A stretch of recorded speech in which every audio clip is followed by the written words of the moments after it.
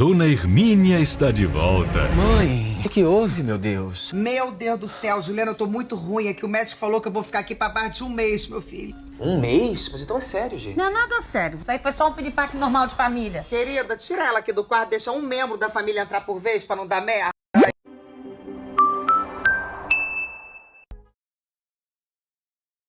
Olá! Sejam todos muito bem-vindos aqui nesta noite, nessa entrevista especial em comemoração ao Setembro Azul da ATEAL.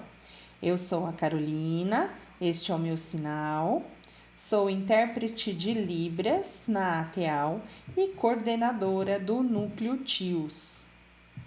Hoje nós temos a participação especial da Daniele. Que maravilha! Dani, como eu estou feliz em te ter aqui. Que saudades que eu estava. A Dani tem um currículo fantástico. Ela é formada em pedagogia, com habilitação em educação especial pela Unesp de Marília. É pós-graduada em aprimoramento e especialização em surdez, desenvolvimento e inclusão pela Unicamp. É mestre e doutoranda em educação na linha de pesquisas de psicologia educacional, também na Unicamp, e trabalha no Departamento de Ciências Humanas e Educação na UFSCar. Que maravilha! Dani, é uma felicidade enorme te ter aqui.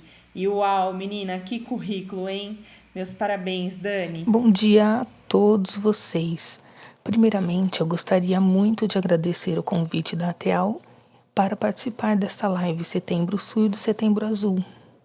É um prazer, porque eu já fui instrutora de Libras na ATEAL e também tenho ótimas recordações. Trabalhei com a Carol, intérprete, que é maravilhosa. Muito obrigada. E também quero agradecer o Caio, intérprete, pelo apoio técnico nesta live aqui. Muito obrigada. Legal, Dani. Mais uma vez é um prazer te ter aqui, viu? Hoje, então, nós falaremos sobre educação. E vamos começar falando um pouquinho sobre aquisição de linguagem. De uma maneira geral, como a criança surda adquire linguagem? A aquisição de linguagem na criança é um processo muito amplo e tem em si alguns estágios, como por exemplo, começa a mexer os lábios, depois a gesticular mexendo as mãos, depois balbuciando. A criança surda é igual à criança ouvinte, mas a diferença entre elas é que a aquisição de linguagem é baseada na visualidade. E nesse processo de aquisição, como que acontece? Principalmente na interação social.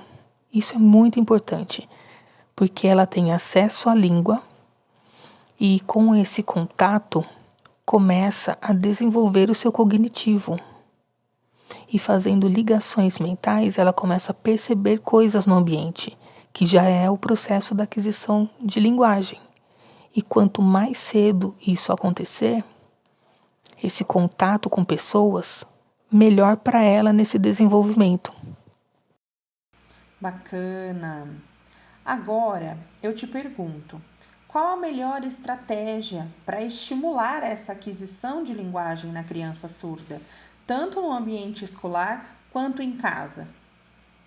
A estratégia principal, em qualquer ambiente que a criança estiver inserida, é o início da interação, porque ela vai conhecer pessoas, vai conhecer formas de sinalizar e se comunicar, e é o começo do estímulo, como por exemplo, dentro de casa, com a família, principalmente dentro de casa, ela começa a ser estimulada, como por exemplo, chamando o filho para fazer um bolo, para obedecer uma receita, e nesse trato já começa a adquirir a linguagem, Outro exemplo, levando ao supermercado, apontando os produtos para conhecer, vendo a mamãe pegando as coisas. Essa é uma forma de comunicação. Já vai interagindo. O principal na criança surda é estimular o visual. Isso é o mais importante neste momento de contato com a língua. Também, tanto na escola quanto na família, principalmente, a criança tem o acesso ao conhecimento. É estimular o acesso à informação e favorecer o aprendizado da língua. É verdade, Dani. Agora, esse processo de aquisição de linguagem da criança surda é diferente do processo de aquisição da criança ouvinte? Tem sim. A criança surda, principalmente, tem que se praticar a visualidade. Absorção de imagens, percepção visual, que vai desenvolver a cognição. Na criança ouvinte, esse processo é embasado na audição. Por exemplo, a criança ouvinte já tem o contato com a aquisição de linguagem antes de ir para a escola, porque a família e o seu meio social já começa a se comunicar com a mesma língua. Então, ela já cria uma base para ir à escola e aprender a leitura, a escrita e as competências que já são próprias. Agora, na criança surda, isso não ocorre. O contato com adultos surdos que sinalizem, então se atrasa nesse processo. A base linguística dela não está pronta. Por isso que é muito importante praticar a visualidade e a interação social para conseguir ir à escola. Interessante. Agora vamos falar um pouquinho sobre a alfabetização. Por exemplo, a criança surda que adquiriu essa linguagem, essa aquisição é importante? Ela tem relação com a alfabetização?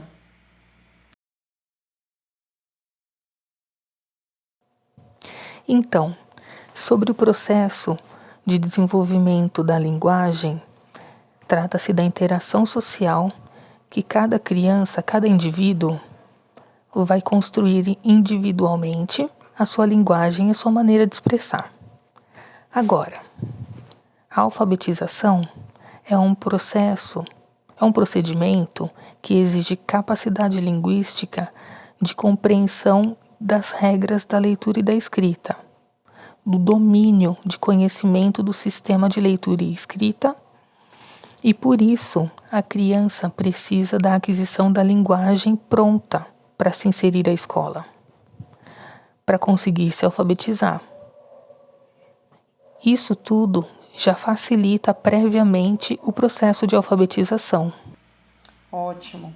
Mas, infelizmente, nós percebemos que a maioria das crianças surdas tem um atraso na alfabetização, na escrita. Acontece por N motivos, principalmente pela falta ou pela ausência mesmo da aquisição da linguagem no período correto que a criança precisa. Se isso não acontece, fica mais difícil de aprender outra língua, como, por exemplo, o português como segunda língua. Falta input no seu cognitivo, porque ela não tem interação e contato com outras pessoas. Isso pode causar da família, às vezes, não ter interesse, não ter preocupação e também não incentivar a participação da criança surda no seu meio social. E isso causa mais dificuldade na cognição.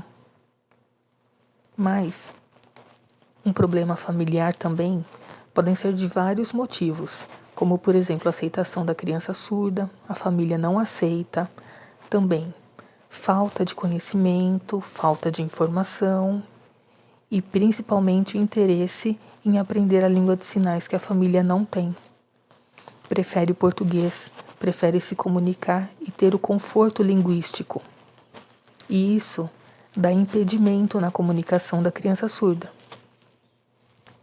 Também, quando esse impedimento acontece, o vocabulário fica muito restrito para ela, acontece dificuldade de compreensão de conceitos abstratos e na conversa precisa se repetir várias vezes a mesma coisa.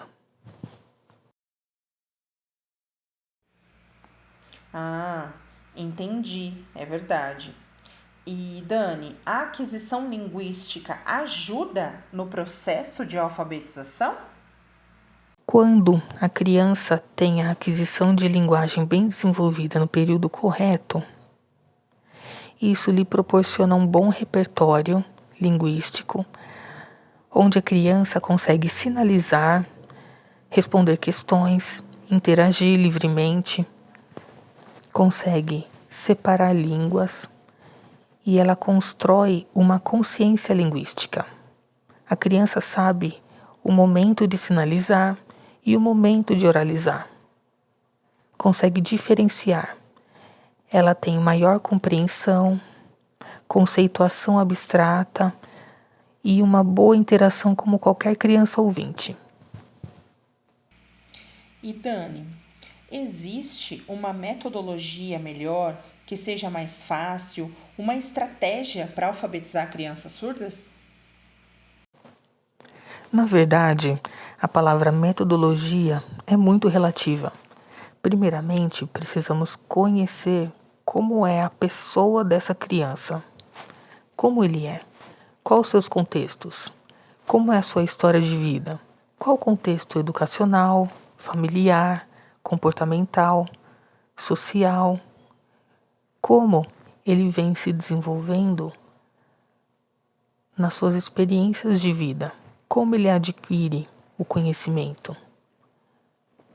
E aí, a partir de então, a gente pode ajudar, trabalhando principalmente a visualidade, não só a sinalização, mas também utilizando materiais com imagens estáticas, movimento, GIFs, vídeos.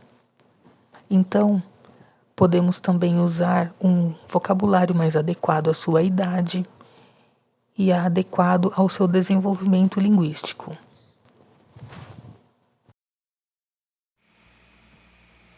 Agora, vamos falar um pouco sobre material adaptado. Por exemplo, o professor ouvinte recebe pela primeira vez um aluno surdo. Nunca antes teve contato com a língua de sinais, com esse universo surdo. Nunca teve essa experiência. Como esse professor deve se preparar? Como buscar profissionalmente informações? O professor que trabalha nessa escola precisa trabalhar em equipe e pedir apoio no campo pedagógico. Se a escola trabalha na área da surdez, tem que ter um intérprete especializado. E também precisam estudar quem é essa criança. Além de solicitar à família que explique melhor qual é o processo terapêutico deste aluno.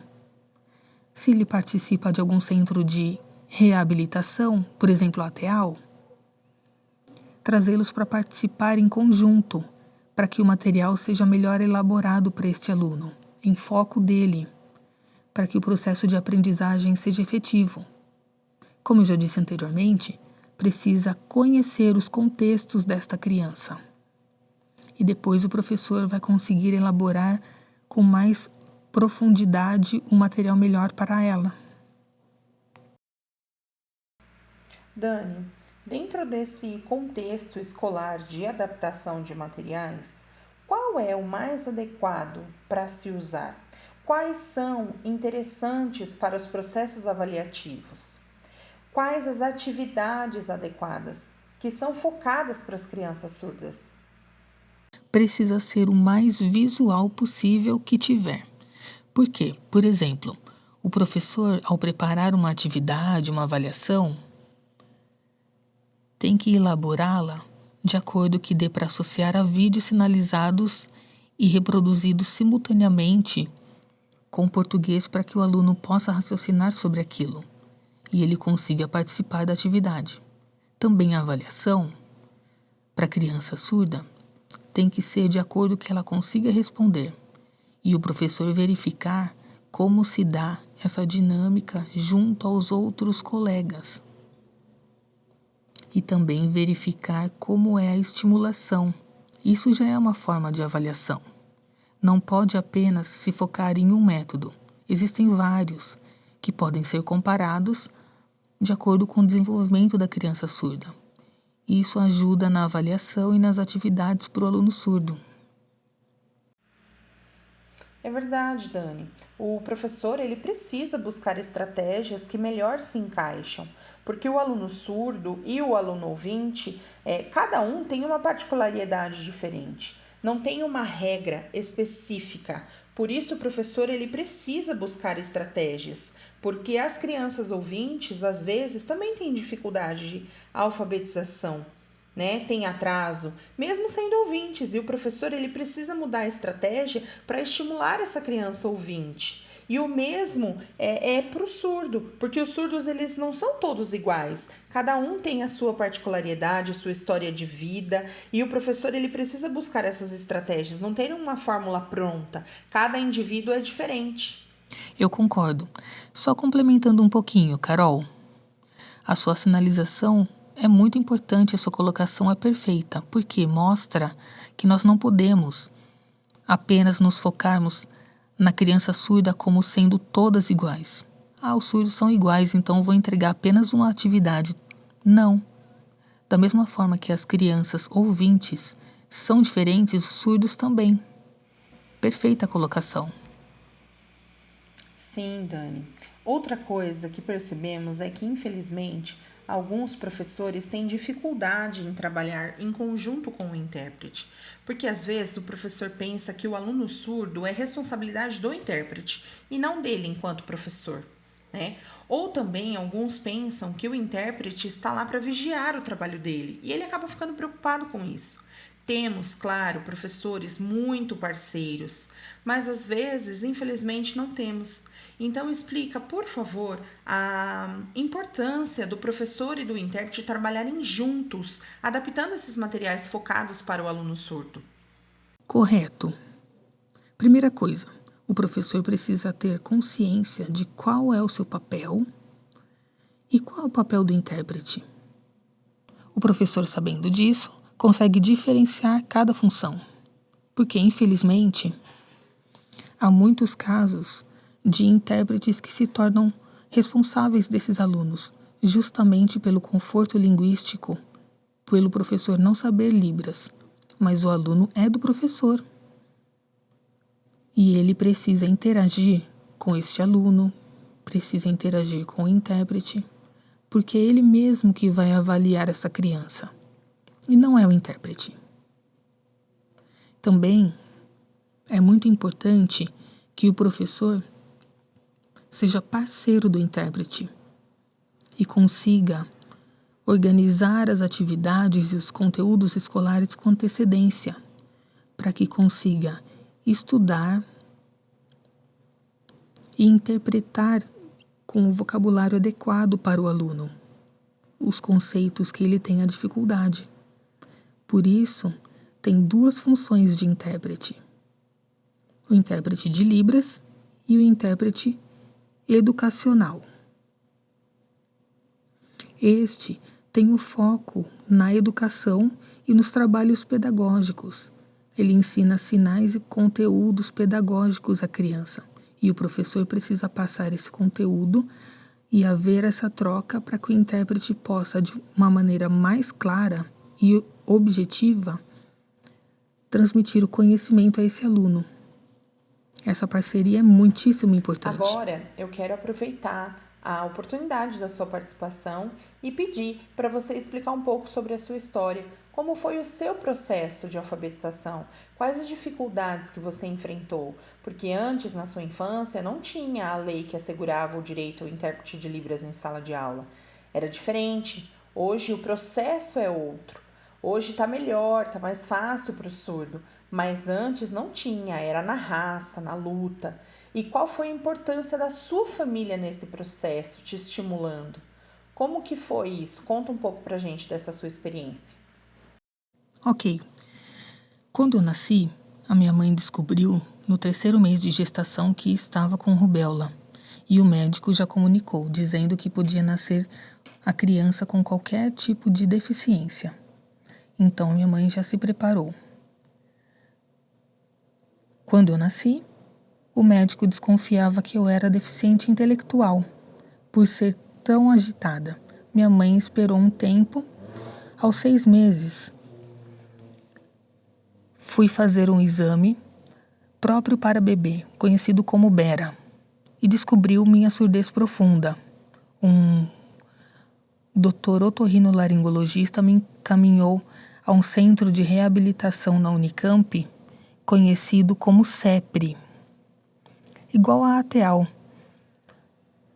até 2 anos, e a minha mãe participava lá das terapias, lá no CEPRE. Então, participando das terapias, a minha mãe começou a aprender Libras e praticá-la em casa, e já percebeu o quão importante era a comunicação no lar, e antes mesmo de eu me inserir na escola. E aí eu tinha 2 maneiras de comunicação: língua de sinais, e no CEPRE tinha meus tratamentos terapêuticos com professores que sabiam Libras, profissionais das áreas, como psicólogo, pedagogo, fonoaudiólogos. Então eu cresci com 2 línguas em amadurecimento. Quando eu me inseri na escola, foi muito complicado, porque antes os professores não sabiam Libras. Também não tinham conhecimento de língua de sinais, da Libras, de como lidar com o aluno surdo, de como trabalhar esse aluno.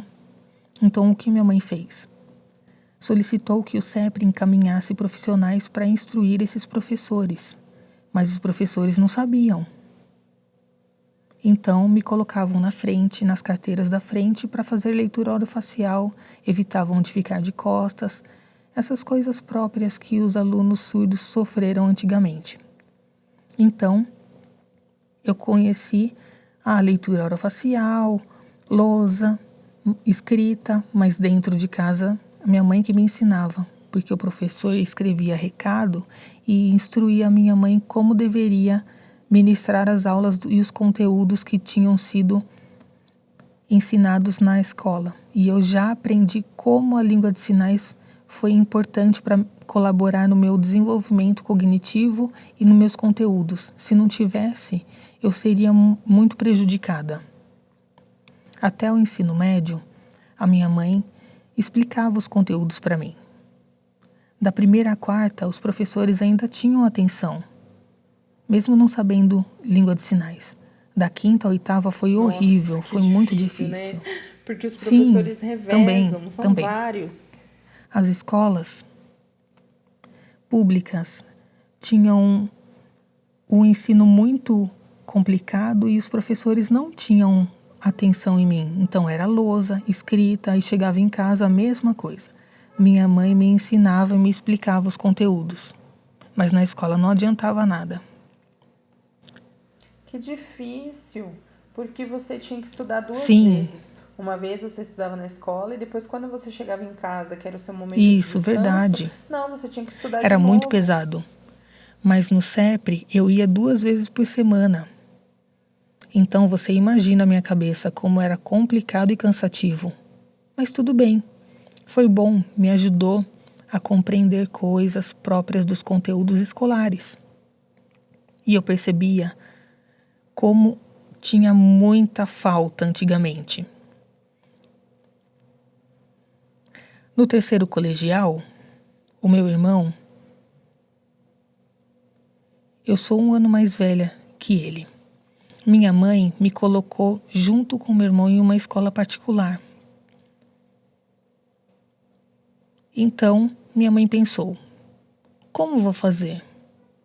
Porque até o 2º ano eu estudava em escola pública. Se eu voltasse para o 1º ano, aí eu voltei para a mesma sala do meu irmão, estudando no 1º ano do ensino médio. Se a escola oferecesse intérprete, a minha mãe teria que contratá-lo e pagar mais ainda. Então, não dava naquela época, era muito complicado financeiramente. Então, eu voltei para o 1º ano. na mesma sala que o meu irmão e fiz os 3 anos do ensino médio junto com ele. Só que ele não era o meu intérprete, porque ele era aluno, ele precisava dos conteúdos escolares igualmente a mim. Então, assim foi até o 3º colegial. E eu percebi, principalmente, como a minha mãe teve importância como professora na minha vida, e o meu irmão também, por conta da língua de sinais, que me ajudou no meu processo escolar imensamente. Se não tivesse, eu não sei como seria.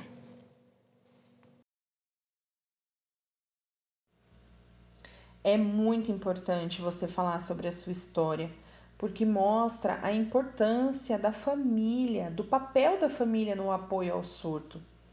Antes você não tinha um intérprete em sala de aula e às vezes o professor até poderia ter interesse em te ajudar como uma aluna surda, mas ele não tinha preparação para isso. Nós sabemos que muitos professores não se esforçam, não têm vontade. Eles veem que é deficiente, que é surdo e deixam de lado. Eu já presenciei isso várias vezes.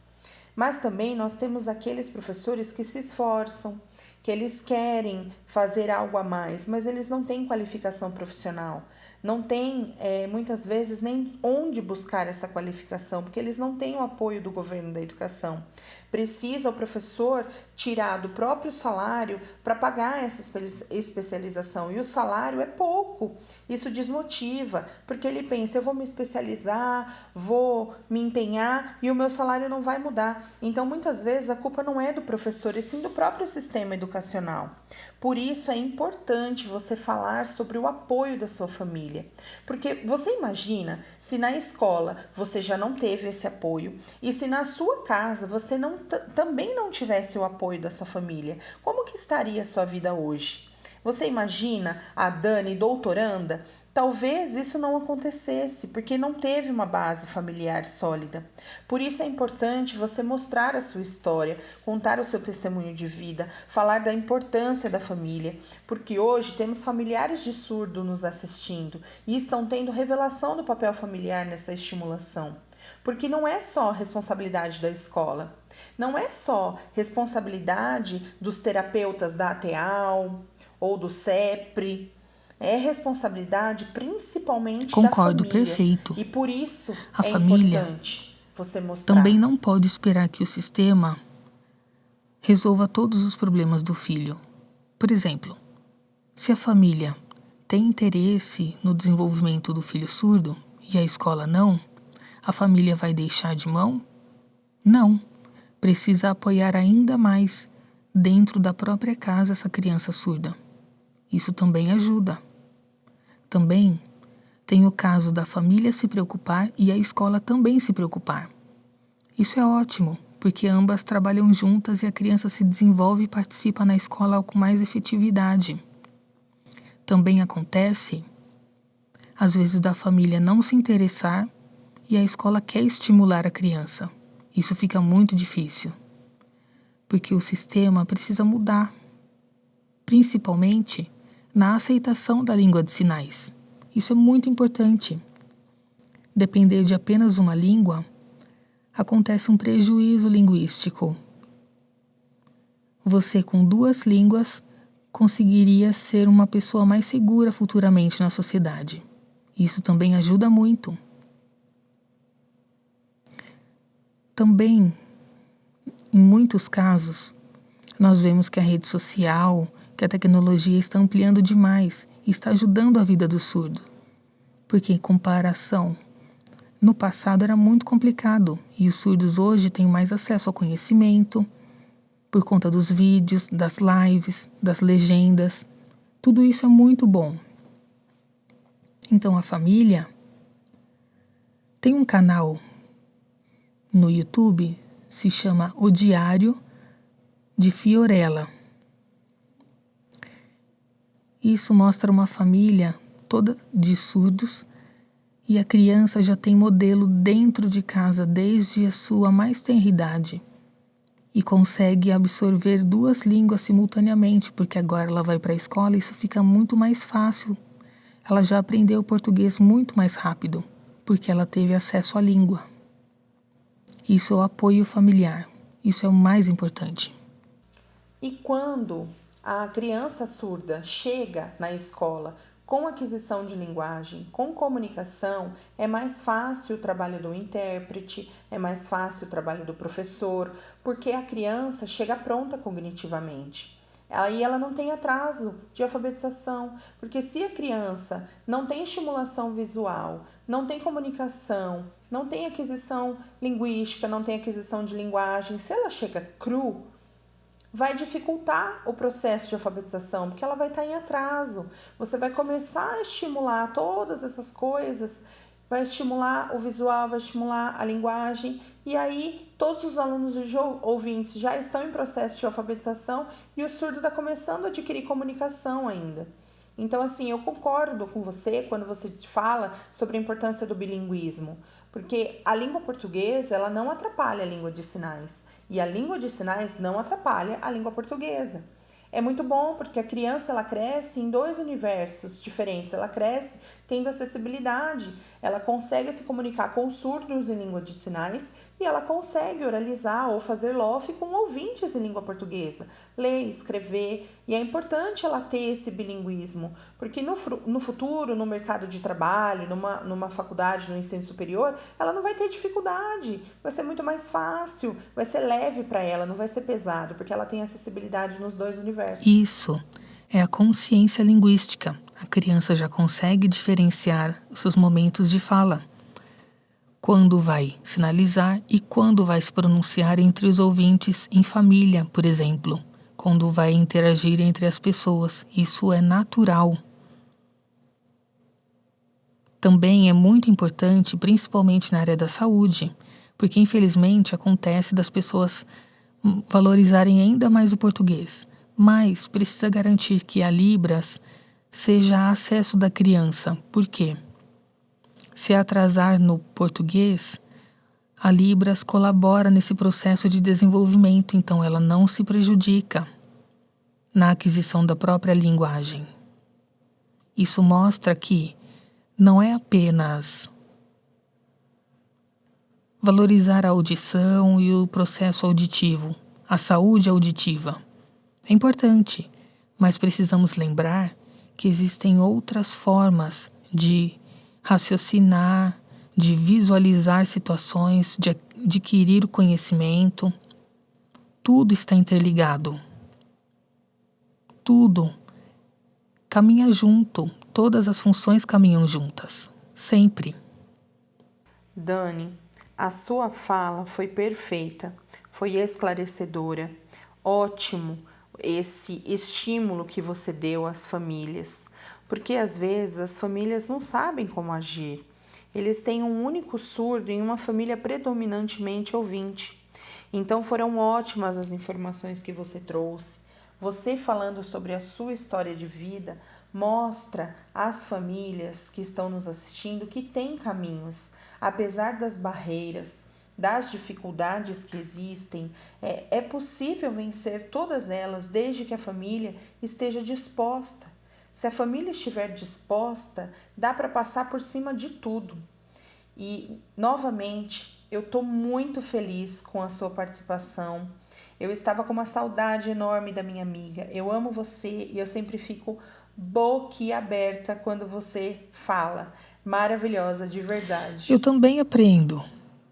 Eu também aprendo muito com você, Carol, pelo seu trabalho como intérprete, pela sua família, por ter um marido surdo, pela nossa interação, pelas suas experiências, por tudo isso.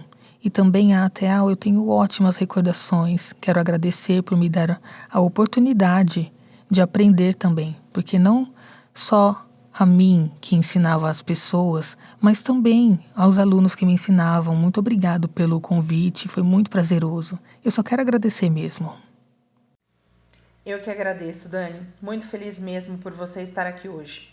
Infelizmente terminou, passou muito rápido, dá vontade de ficar aqui até amanhã conversando com você, porque você sabe que é sempre muito gostoso e prazeroso quando a gente se encontra.